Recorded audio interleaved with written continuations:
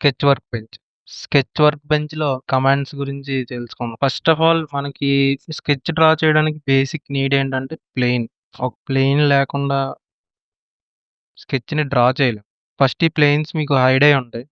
Plain పైన click చేస్తే ఇక్కడ ఐకాన్ వస్తది. దానిపైన క్లిక్ చేస్తే ఇవి కనిపిస్తాయి. సో, ఎలా అంటే నేనిప్పుడు దోస వేయాలనుకుంటున్నా. సో, నేను డైరెక్ట్‌గా పొయ్యి పైన దోస వేయలేను. పొయ్యి పైన ప్యాన్ పెట్టి ఆ ప్యాన్ పైన దోసేస్తా. సో, అలానే నేనొక స్కెచ్ డ్రా చేయాలంటే నాకొక ప్లేన్ కావాలి. ప్లేన్ పెట్టుకొని దానిపైన ఈ పైన కనిపిస్తున్న ఎంటిటీస్‌తో స్కెచ్ డ్రా చేస్తా. ఇక్కడ ఏ ప్లేన్ సెలెక్ట్ చేసుకోవాలంటే ప్రస్తుతానికైతే ఏ ప్లేన్ అయినా పర్లేదు. స్కెచ్‌లోకి ఎంటర్ అవ్వాలంటే చాలా వేస్ ఉన్నాయి. నాకు తెలిసినవి చెప్తాను. ఈ స్కెచ్ పైన క్లిక్ చేస్తే మనకి ప్లేన్స్ కనిపిస్తాయి. ఇదొక వే. ఇంకొకటేంటంటే ఈ ప్లేన్ మనకు కావాల్సిన ప్లేన్ పైన క్లిక్ అయినా అవ్వచ్చు, రైట్ క్లిక్ అయినా అవ్వచ్చు. మనకి స్కెచ్ ఐకాన్ కనిపిస్తుంది. సో, ఈ స్కెచ్ ఐకాన్ క్లిక్ చేసి కూడా మనం ఆ ప్లేన్‌లోకి ఎంటర్ అవ్వచ్చు. ఇంకొకటి ఇక్కడ ఉన్న కమాండ్స్ ఏదో ఒకటి సెలెక్ట్ చేసి ఇక్కడ కనిపిస్తున్న కమాండ్స్ సెలెక్ట్ చేస్తే మనకి ఈ ప్లేన్స్ మళ్ళీ విజిబుల్ అవుతాయి. సో, మనకు కావాల్సిన ప్లేన్ సెలెక్ట్ చేసుకొని స్కెచ్‌లోకి ఎంటర్ అవ్వచ్చు. సో, నేను టాప్ లైన్ తీసుకున్నా. మీకు ఇష్టం వచ్చిన ప్లేన్ తీసుకోండి. ఇక్కడ కనిపిస్తున్న సో, ఇవి కమాండ్స్. ఈ కమాండ్స్ యూజ్ చేసి మనం స్కెచెస్ డ్రా చేస్తాం. ఇవన్నీ ఇక్కడేంటంటే మనం వంటలో వాడే ఇంగ్రీడియెంట్స్ అయితే, ఆ వంటలో యూజ్ చేయనివి ఇంకా కొన్నుంటాయి. అంటే చాపింగ్ చేయడానికి నైఫ్ కావచ్చు. అలాంటివన్నీ ఈ పక్కనున్నాయి గదా! అలా ఇది. సో, వీటి వల్ల యూజెస్ ఎలా వాడాలి? ఇవెందుకు ఉపయోగపడతాయి? ఇప్పుడు తెలుసుకుందాం. ఫస్ట్ ఎంటిటీ ఏంటంటే లైన్. లైన్‌లో 3 టైప్స్ ఉంటాయి. Line, centre line, mid line. Line draw చేయాలంటే లైన్ పైనకెళ్ళి లెఫ్ట్ క్లిక్ ఇస్తే అది సెలెక్ట్ అవుతుంది. డీసెలెక్ట్ చేయాలన్నా దాని పైన క్లిక్ చేస్తే డీసెలెక్ట్ అవుతుంది. లైన్ డ్రా చేయాలంటే starting point, end point and దీని యొక్క ఎండ్ పాయింట్. ఇక్కడ చూసారు గదా! ఫస్ట్ లైన్‌లోనే ఉన్నాను. కానీ ఆర్క్ వస్తుంది. ఎందుకంటే నేను ఫస్ట్ ఇటు మూవ్ అయిపోయి మళ్ళీ వెనక్కొచ్చాను ఈ పాయింట్ దగ్గరికి. అలా వస్తే ఆర్క్ అవుతది. ఫర్ ఎగ్జాంపుల్ చూడండి మళ్ళీ. లైన్ వస్తుంది గదా! ఇక్కడ క్లిక్ చేశాను. మళ్ళీ లైనే వస్తుంది నాకు. ఇలా వచ్చిన తర్వాత మళ్ళీ ఈ పాయింట్ దగ్గరికి నేనెళ్తే ఇది ఆర్క్‌లా కన్వర్ట్ అవుతుంది.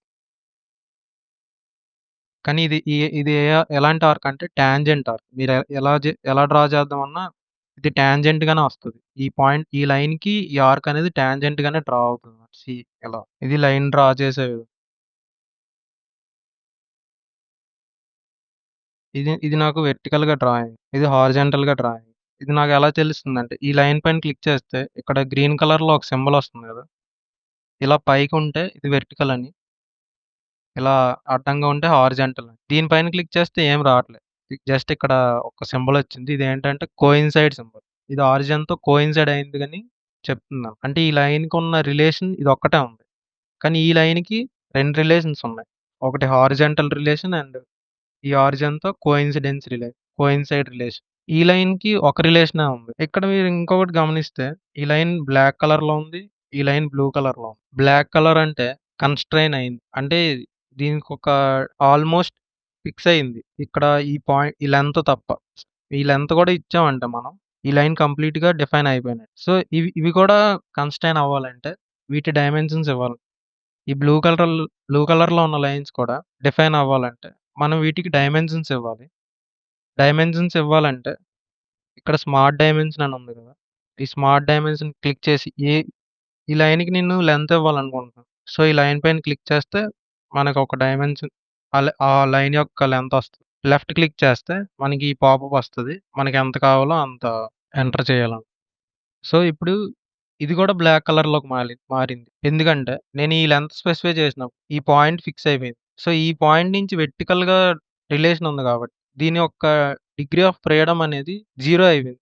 అంటే ఇంక ఎటు మూవ్ అయ్యే ఛాన్స్ లేదు. జస్ట్ ఈ లెంత్ ఒకటి పెరిగే అవకాశం ఉంది. అందుకని ఈ పాయింట్ ఒకటి బ్లూ కలర్‌లో ఉంది. ఈ లైన్ మనకెక్కడికి డ్రాగ్ అవ్వదు. సో, ఇది కూడా ఫిక్స్ అవ్వాలంటే ఒకవేళ ఈ వెర్టికల్ రిలేషన్‌షిప్ లేదంటే ఇది ఇంకా కంప్లీట్‌గా కన్‌స్ట్రైన్ అవ్వనట్టే. ఎందుకంటే ఎలా ఉండాలన్నది నువ్వు చెప్పట్లే కదా! అంటే నువ్వు ఇలా ఇంత యాంగిల్‌లో ఉండాలి అని. వెర్టికల్ రిలేషన్ ఇచ్చావంటే ఆటోమేటిక్‌గా అది 90 డిగ్రీస్‌లో 90 డిగ్రీస్ ఉండాలని నువ్వు చెప్తున్నావు డైరెక్ట్. సేమ్ ఈ ఈ లైన్ లాగే. సో, ఇప్పుడు ఈ లైన్ నేను ఏదో ఒక రిలేషన్ యాడ్ చేస్తే, అంటే ఇప్పుడు నువ్వు వెర్టికల్‌గా ఉండు అని చెప్పాలంటే, ఇక్కడ వెర్టికల్ అనే ఆప్షన్ క్లిక్ చేస్తే వెర్టికల్‌గా అయిపోద్ది.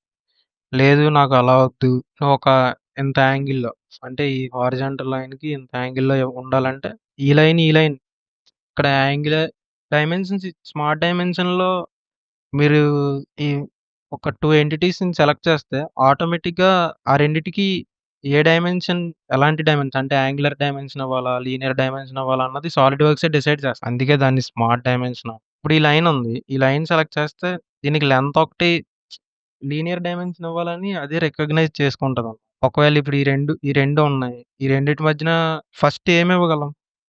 యాంగిల్ ఇవ్వగలం. ఇంకో విషయం ఇక్కడ ఇదొచ్చింది చూసారా? ఈ పాపప్ ఏమంటుందంటే ఆల్రెడీ నువ్వు డిఫైన్ చేసావు. ఈ డైమెన్షన్ ఇవ్వడం వల్ల ఇది ఓవర్ డిఫైన్ అవుతుంది. నువ్వు కొంచెం ఉప్పేసావు. ఇంకా కొంచెం ఉప్పేస్తుంటే అది వార్నింగ్ ఇస్తుందన్నమాట. "అరే బాబు! నువ్వు తగినంత ఉప్పేసేసావు.